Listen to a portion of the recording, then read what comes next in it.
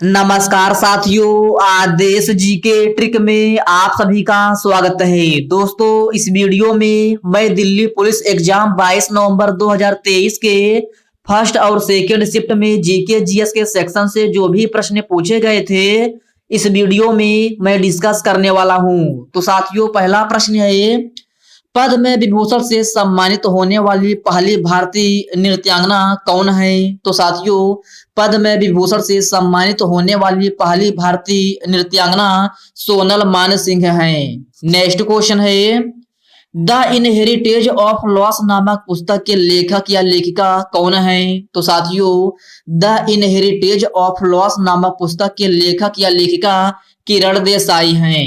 Okay friends, next question है, कोणार्क के सूर्य मंदिर के पास है कौन सा कुंड है? तो साथियों, आपसे पूछा गया था कोणार्क के सूर्य मंदिर के पास है कौन सा कुंड है? तो साथियों, यह सूरज कुंड है। और साथियों, अगर आपसे पूछा जाए कि कोणार्क सूर्य मंदिर किस राज्य में स्थित है? तो साथियों, यह ओडिशा में स्थित है।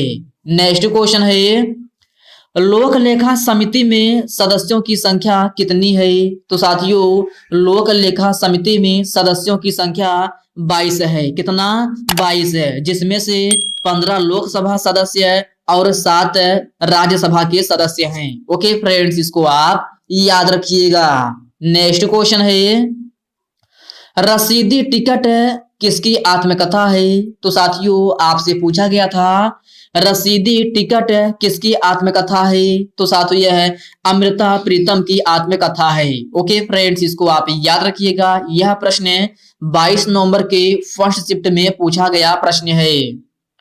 भरतनाट्यम नृत्य के लिए वर्ष 2021 का संगीत नाटक अकादमी पुरस्कार किसे मिला है? तो साथियों, यह जयलक्ष्मी ईश्वर को मिला है। किसको? जयलक्ष्मी ईश्वर को।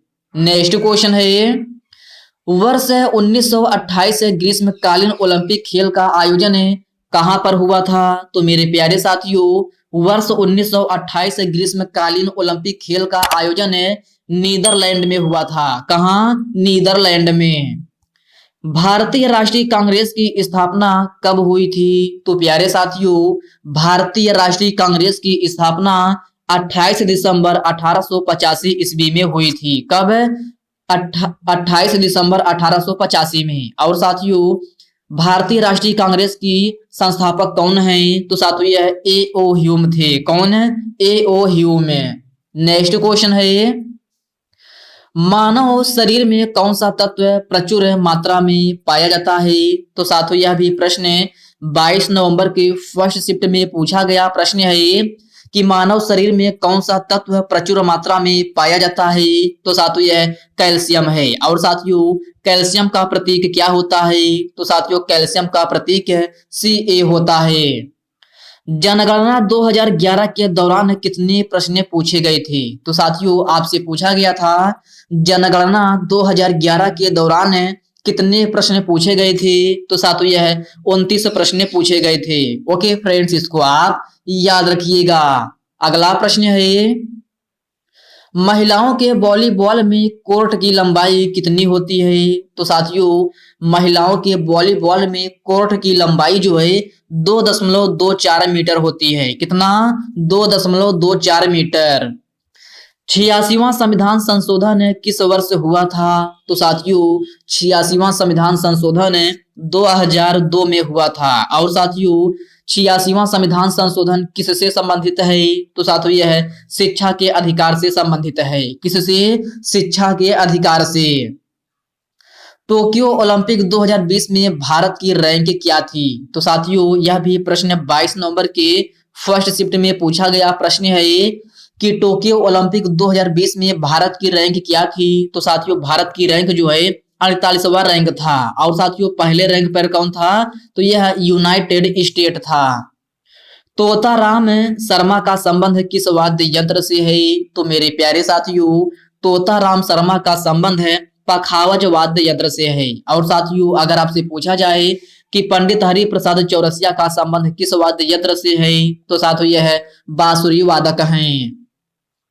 जनगणना 2011 के अनुसार भारत की सबसे बड़ी आवासीय जनजाति कौन सी है? तो साथियों जनगणना 2011 के अनुसार भारत की सबसे बड़ी आदिवासी जनजाति जो है भील जनजाति है। साथियों इसका ऑप्शन तो हमें नहीं मिल पाया है, बट दोस्तों इस क्वेश्चन के अकॉर्डिंग जो है इसका आंसर भील जनजाति होना चाहिए। बट दोस्तों आपके ऑप्शन में क्या दिया गया था, आपका आंसर जो है ऑप्शन के अकॉर्डिंग भी हो सकता है आपके ऑप्शन में जो है भील जनजाति नहीं दिया होगा, लेकिन मेरे अकॉर्डिंग जो है इसका आंसर भील जनजाति हो जाएगा। तो आप लोग अपने ऑप्शंस के अकॉर्डिंग इसको देख लीजिएगा। नेक्स्ट क्वेश्चन है, बथुकम्मा त्योहार है भारत के किस राज्य में मनाया जाता है? तो मेरे प्यारे साथियों बथुकम्मा त्योहार भारत के तेलंगाना राज्य में मनाया जाता है। कहाँ? तेलंगाना राज्य में। स्तंभ शिलालेख को लिखने वाले हरिसेन किसके दरबारी कवि थे? तो साथियों आपसे पूछा गया था स्तंभ शिलालेख को लिखने वाले हरिसेन किसके दरबारी कवि थे? तो साथियों यह गुप्त सम्राट समुद्रगुप्त के दरबारी कवि थे।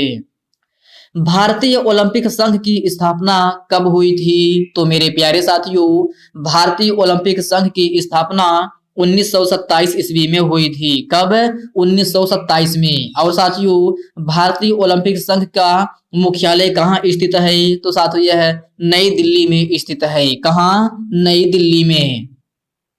भारत में मॉन्टेग्यू चेम्सफोर्ड सुधार अधिनियम किस वर्ष पेश किया गया था? तो साथियों भारत में मॉन्टेग्यू चेम्सफोर्ड सुधार अधिनियम 1919 में पेश किया गया था। कब? 1919 में। भारत में पहली नियमित जनगणना कब हुई थी? तो मेरे प्यारे साथियों भारत में पहली नियमित जनगणना 1881 ईस्वी में हुई थी। और साथियों भारत में पहली नियमित जनगणना किसके शासनकाल में हुई थी? तो यह लॉर्ड रिपन के शासनकाल में हुई थी। अगला प्रश्न है साथियों, अगला प्रश्न जो है उत्तर दक्षिण गलियारा से संबंधित प्रश्न पूछा गया था, लेकिन क्वेश्चन का लैंग्वेज क्लियर नहीं हो पाया है। तो इस क्वेश्चन को आप थोड़ा देख लीजिएगा। और साथियों जो 22 नवंबर का फर्स्ट शिफ्ट का एग्जाम देकर आए हैं, अगर वो लोग इस वीडियो को देख रहे हैं तो आप लोग कमेंट बॉक्स में कमेंट करके बताइएगा कि उत्तर दक्षिण गलियारा से संबंधित जो है कौन सा प्रश्न पूछा गया था। और साथियों यह प्रश्न जो है 22 नवंबर के फर्स्ट शिफ्ट में पूछा गया प्रश्न है। राधा रेड्डी और राजा रेड्डी का संबंध है किस शास्त्रीय लोक नृत्य शैली से है? तो साथियों राधा रेड्डी और राजा रेड्डी का संबंध है कुचिपुड़ी नृत्य शैली से है। ओके फ्रेंड्स, इसको आप याद रखिएगा।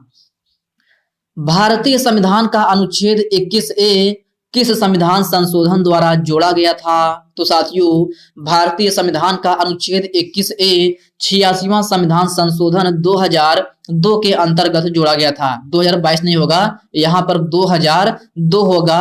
तो भारतीय संविधान का अनुच्छेद 21A किस संविधान संशोधन के द्वारा जोड़ा गया था? तो यह 86वां संविधान संशोधन 2002 के द्वारा जोड़ा गया था। अकबर ने मजहरनामा को तैयार करने के लिए किसे भेजा था? तो साथियों अकबर ने मजहरनामा को तैयार करने के लिए अबुल फजल और शेख मुबारक को भेजा था। किसको? अबुल फजल और शेख मुबारक को। वर्ष 1908 के अलीपुर बम कांड के मजिस्ट्रेट कौन थे? तो साथियों यह किंग्सफोर्ड थे। कौन? किंग्सफोर्ड। लघु उद्योग में अधिकतम कितना धन निवेश कर सकते हैं? तो साथियों लघु उद्योग में अधिकतम जो है 5 करोड़ धन निवेश कर सकते हैं। और न्यूनतम की बात की जाए तो न्यूनतम जो है 25 लाख की राशि जो है आप निवेश कर सकते हैं। नेक्स्ट क्वेश्चन है शास्त्रीय नृत्य में कितने प्रकार के रस होते हैं? तो साथियों शास्त्रीय नृत्य में कुल 9 प्रकार के रस होते हैं। राज्यसभा के सदस्यों का चुनाव किस प्रणाली से होता है? तो मेरे प्यारे साथियों राज्यसभा के सदस्यों का चुनाव अनुपातिक प्रतिनिधित्व प्रणाली से होता है। अगला प्रश्न है जीव मिल्खा सिंह का संबंध किस खेल से है? तो साथियों यह भी प्रश्न 22 नवंबर के फर्स्ट शिफ्ट में पूछा गया प्रश्न है कि जीव मिल्खा सिंह का संबंध किस खेल से है? तो साथियों इनका संबंध गोल्फ से है।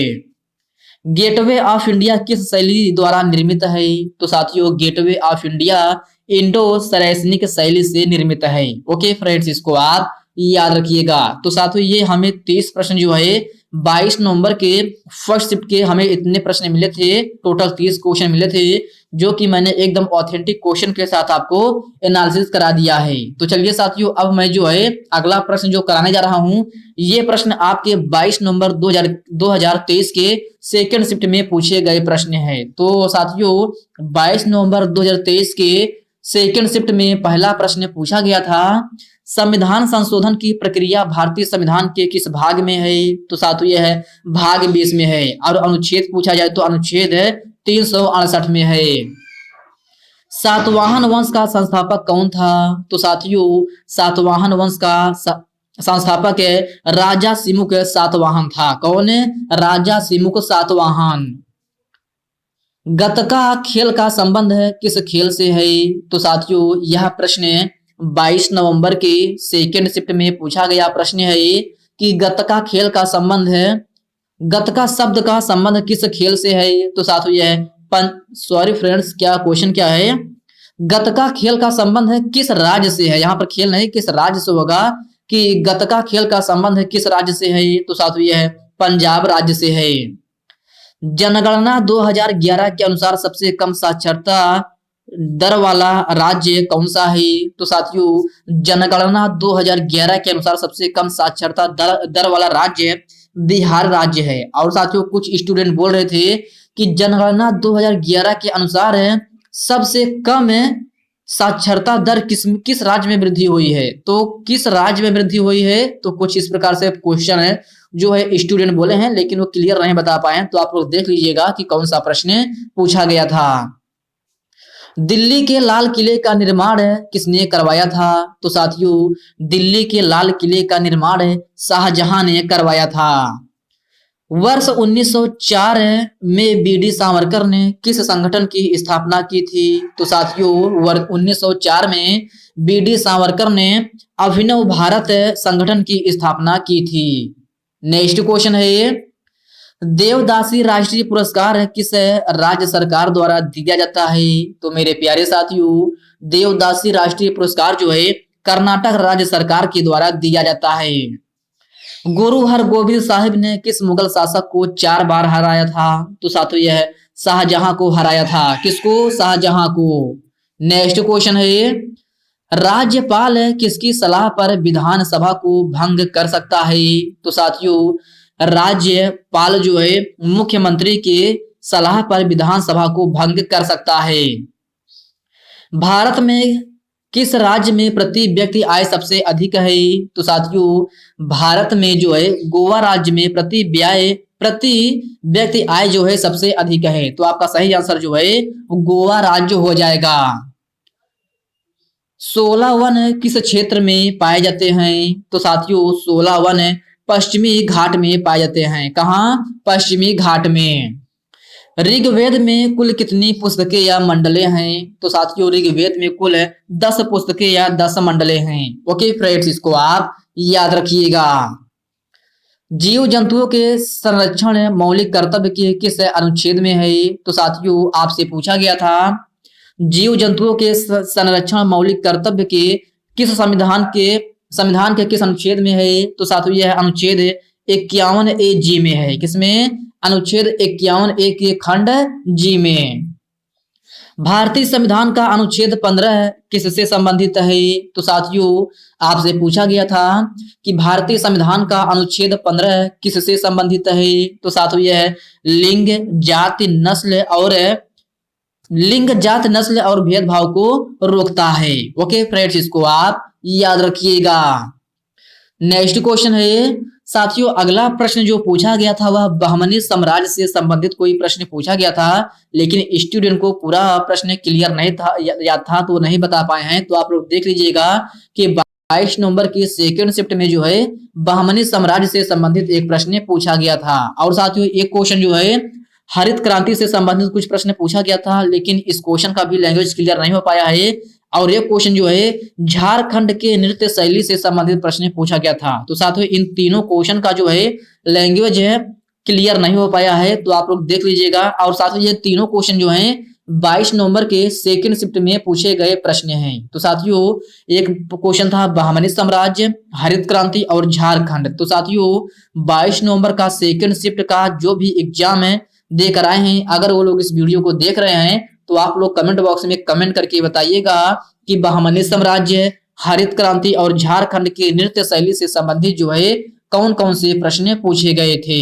तो साथियों आज की इस वीडियो में बस इतने ही प्रश्न हैं। साथियों यह वीडियो आपको कैसी लगी आप कमेंट बॉक्स में कमेंट करके अपना फीडबैक जरूर दीजिएगा। और साथियों यह वीडियो आपके लिए थोड़ा भी हेल्पफुल लगा हो तो इस वीडियो को लाइक कर दीजिए, अपने साथियों के साथ शेयर कीजिए। फ्रेंड्स अभी तक आप चैनल को सब्सक्राइब नहीं किए हैं तो प्लीज आपसे रिक्वेस्ट है आप जो है चैनल को सब्सक्राइब करके बेल आइकन को जरूर से जरूर प्रेस कर लीजिएगा।